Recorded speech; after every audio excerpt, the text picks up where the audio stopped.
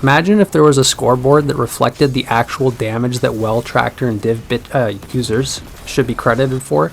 Like, hey, teammate over there bragging about your big boy or big girl damage. You see how I'm actually responsible for like half of that? Never mind the wolf pack rounds, the heavy ammo, the 5 times ability regen, and the fact that you're alive because of me. Well, that's what this build is about.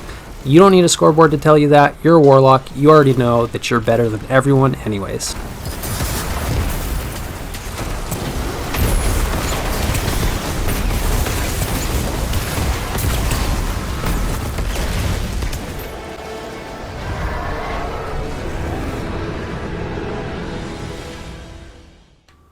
Alright, well, I was stretching the truth a little bit there. I'm actually Titan main, but that's not going to stop me from having fun on Warlock. We've actually got trace rifles and rocket launchers surging this week for Legend Onslaught, or I should say Overcharged. So if you want to have fun with this build, this is the week to do it.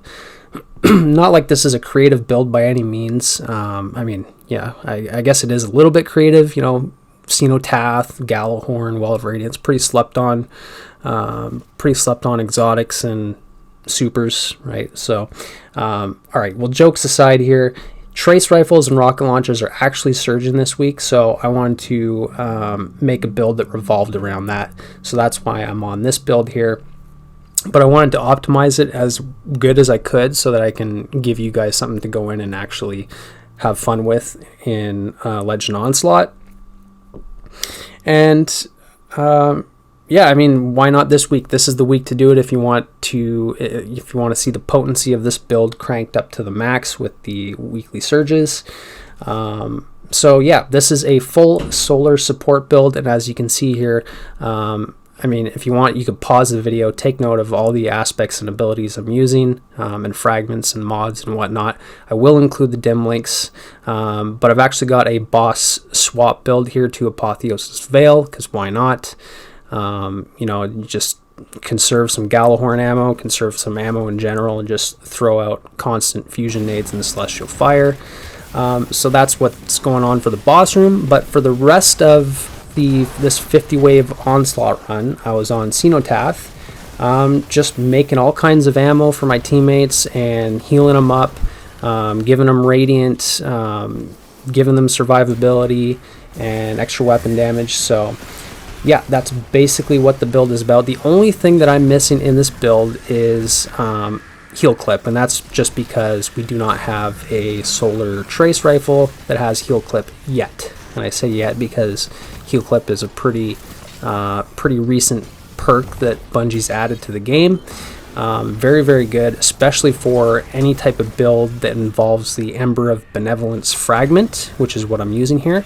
But we can spam Ember of Benevolence just as easily, just with our 3 abilities, our Phoenix Dive, our Healing Grenade, and our Celestial Fire. All of those abilities are giving us access to Ember of Benevolence. It's buffing our teammates. It's giving us 5 times the amount of ability regen ammo, or regen ability, whenever we proc Ember of Benevolence, right? So, speaking a little bit on Cenotaph and other options that you can use here, yes, you could go with Divinity, right? And Divinity is a popular choice to use for the Tormentors. You could even swap to Divinity if you end up getting a Tormentor and you just want to make it easier to take the Tormentor out quickly. But really, the Tormentor is not a huge issue as long as you can stay away from the ADU and you've got a Shaxx dummy for the Tormentor to be distracted by. As long as you and your teammates stay away from the ADU, control the ads, clear out all the ads, then the Tormentor really shouldn't be an issue. You just save the Tormentor for last. You can even use primary ammo on it. You're not on a time crunch or anything. It's just kill the Tormentor, save the ADU. But yeah, Divinity does do work on the Tormentor if you want to kill it fast, but it's not necessary, like I said. And the other problems with Divinity is that it lacks ad clear, right? So you've got this special weapon that's basically a good tool for, taking out bosses, and that's it. You don't really want to run around ad clearing with Divinity.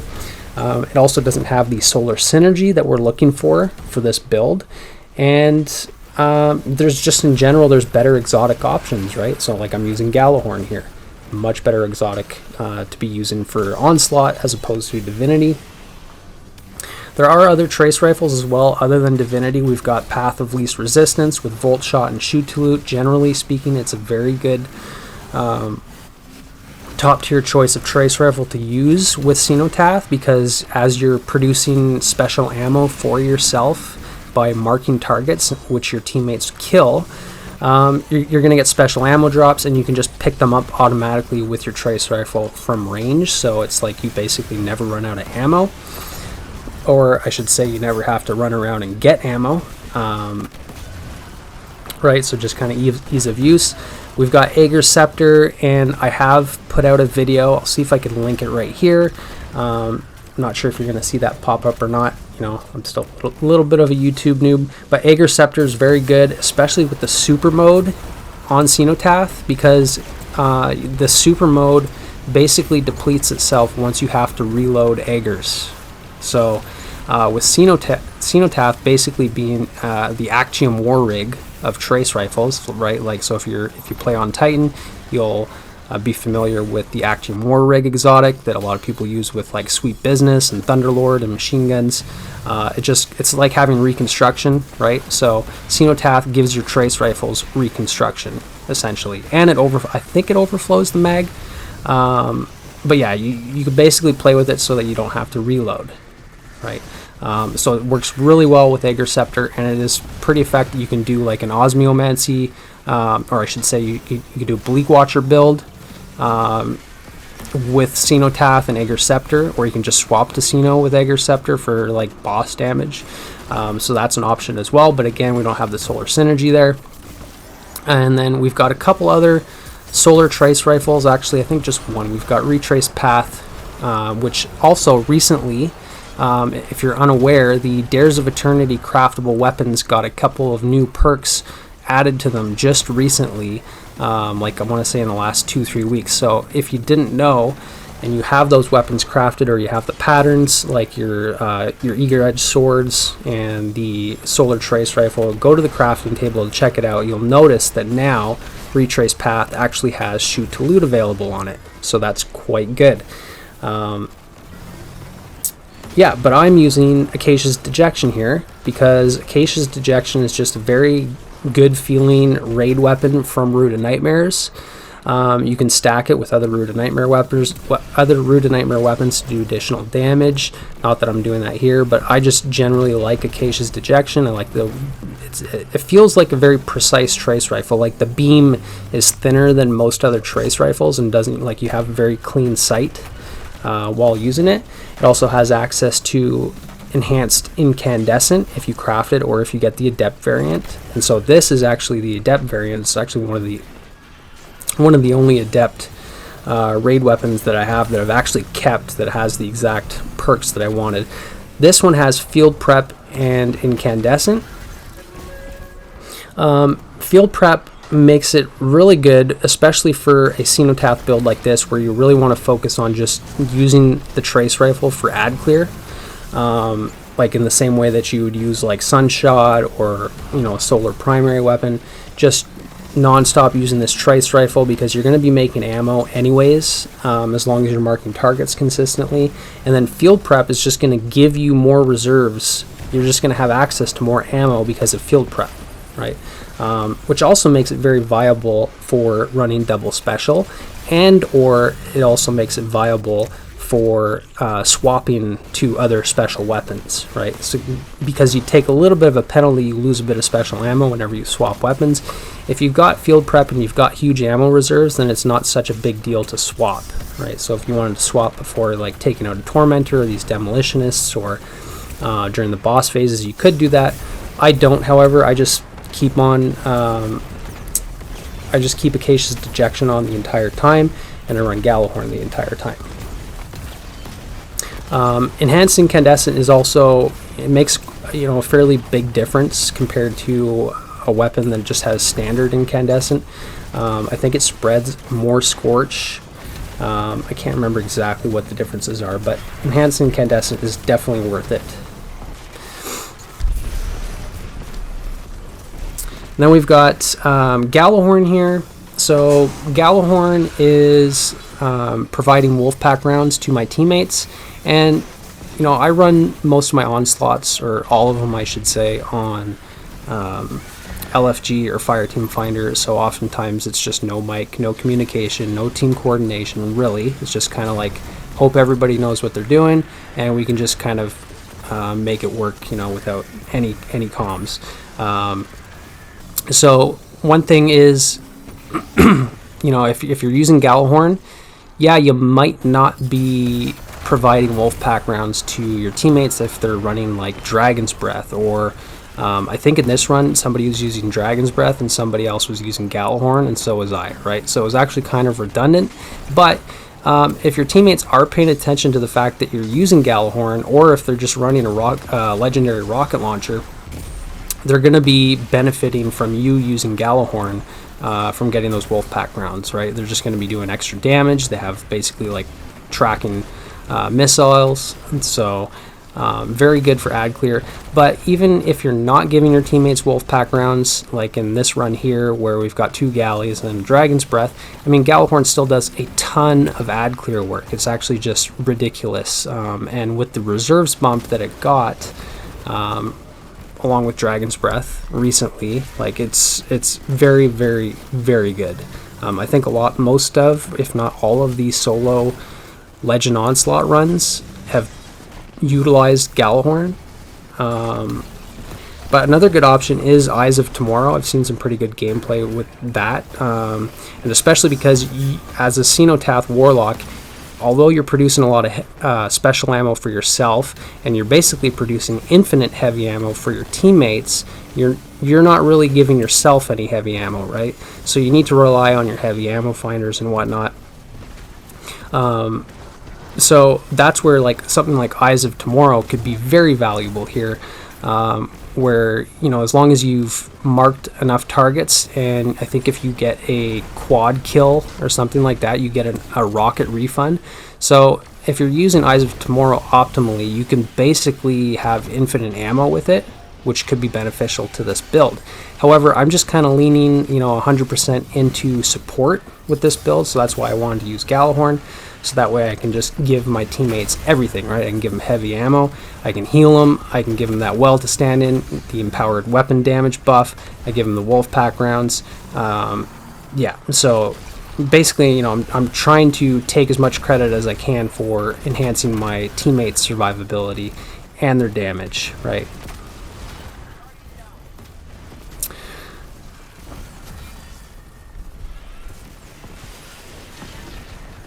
And additionally, like if you wanted to use a different exotic, like for your kinetic slot, you could do that, and you can run Apex Predator, right? Obviously that's also a very good rocket launcher, but again, Gallahorn's just nice for ad clear. It's also nice for team support. Cenotaph I've already kind of gone over, right? It's the Actium War Rig for Warlocks, for trace rifles. You mark major level targets, like basically any yellow bars, like including this Tormentor, bosses.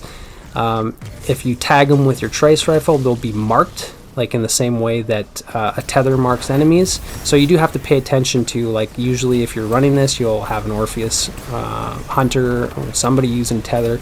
You're going to get that same red crosshair from Cenotaph as you would from tether. So sometimes there's no way of knowing if you've actually marked a target or not when all the enemies are tethered, right? So you might just have to kind of spam your trace rifle a little bit just to ensure that they are. But yeah, basically you mark those yellow bars, and if your teammates kill them, then you get special ammo, they get heavy ammo, right? If you kill your own marked targets, then you don't get anything, right? But oftentimes, you know, I just end up killing them anyways, because you can't always wait around for your teammates to kill all of the marked targets for you. The point is that you can mark plenty of targets, and your teammates should be able to take care of most of them, or enough to have a constant supply of ammo. Additionally, I'm actually running Special Finisher with this, so I started the build off running like Surge mods and fonts instead of running Kickstart. So I basically ended up switching to yellow mods for my armor charge functions. So I ended up just using special ammo finisher. That way, if I'm in a pinch and I do run out of ammo, because I'm using double special, you know, it's obviously very important that you don't run out of ammo. And you shouldn't if you're using Cenotaph optimally and you're letting your teammates kill all the marked targets. You shouldn't have a problem, especially with this trace rifle having field prep, like I said. But every now and then, you know, you can just rely on finishing an enemy. As long as you've got stacks of armor charge, you can produce yourself a special ammo brick, right? As far as the offensive power of this build, because we've talked a lot about like the support viability, obviously that's, you know, the major focus of the build, but we do need some offensive power, right? So I've already talked about Acasia's Dejection with enhanced incandescent. Trace rifles are overcharged this week, so they're doing 25% more damage. Even though we're giving our teammates Radiant, we obviously benefit from Radiant ourselves as well, so that's another 25% extra damage. And then on top of that, we have all of the solar artifact mods from the season, you know, from the seasonal artifact. We got like Flint Striker, Revitalizing Blast, Rays of Precision, like all of these solar mods that are just amping up Scorch and Radiant and Ignitions. So we're benefiting from that for our offensive abilities as well. And then another thing that you could consider as, you know, your offensive power is your teammates, right? So even though this is support, and you may not be doing, like, you know, killing the most enemies or doing the most amount of damage or making the most orbs of power, you're actually creating better teammates. Like, you're buffing your teammates all the time, right? So your teammates are your offensive power, essentially. You can take credit for a lot of their offensive abilities because you're buffing them.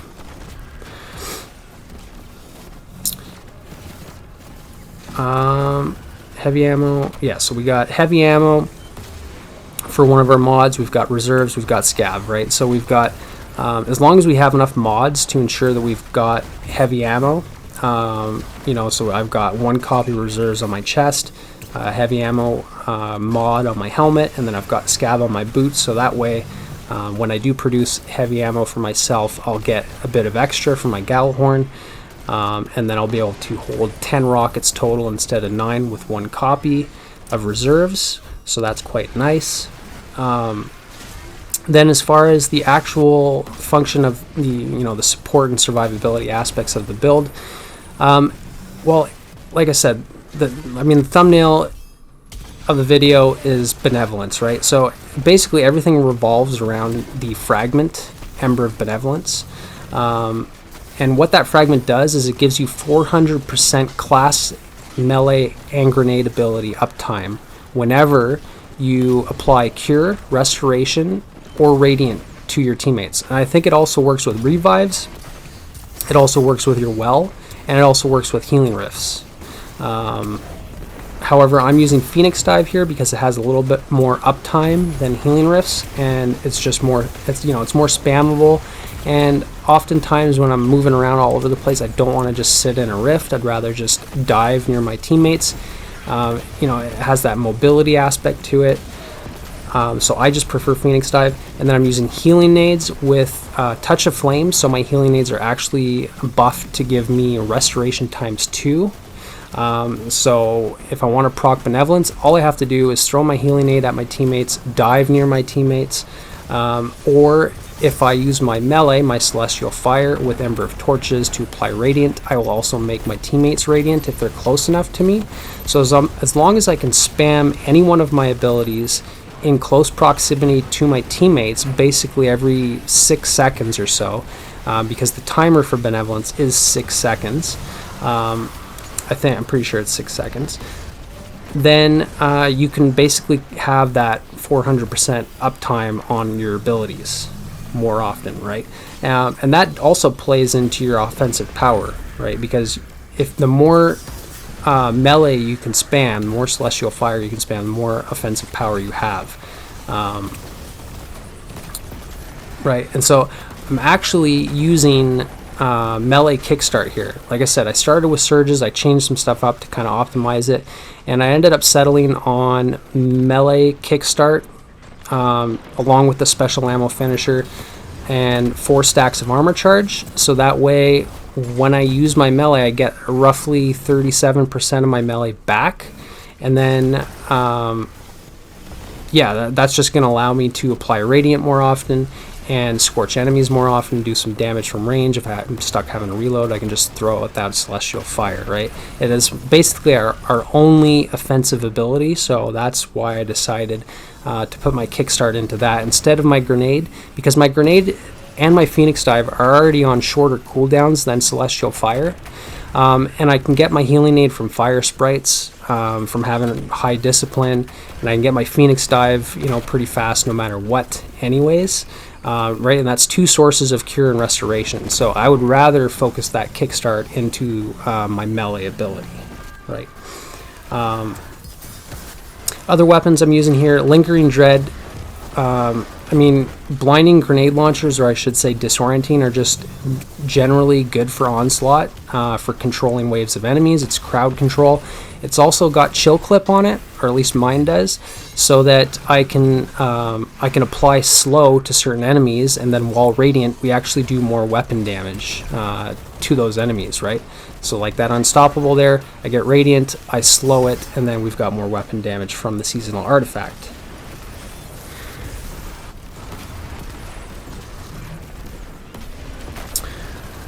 Other fragments I'm using here, well, and aspects, I'm using obviously Touch of Flame, like I already said.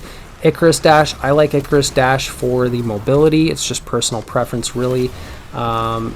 Searing, Ember of Searing, to give me more melee uptime again, so that complements the melee kickstart. And then like I said, we got fire sprites from nades from Ember of Searing as well, right? We've got torches for radiant. Invigoration, so I pick up an orb of power, I get some melee energy, and yeah, and that's basically it. The stats that I'm running here are 100 resilience, my discipline, recovery, and strength are all around tier 7, but I would recommend that you have them all above tier 5. Like if you can get them between tier 5 and 7, then you should be good. I've got tier 3 in mobility and intellect.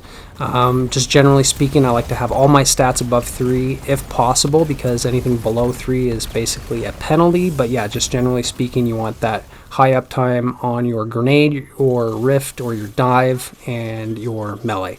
That's basically it. So I will see you guys in the next one. Take care.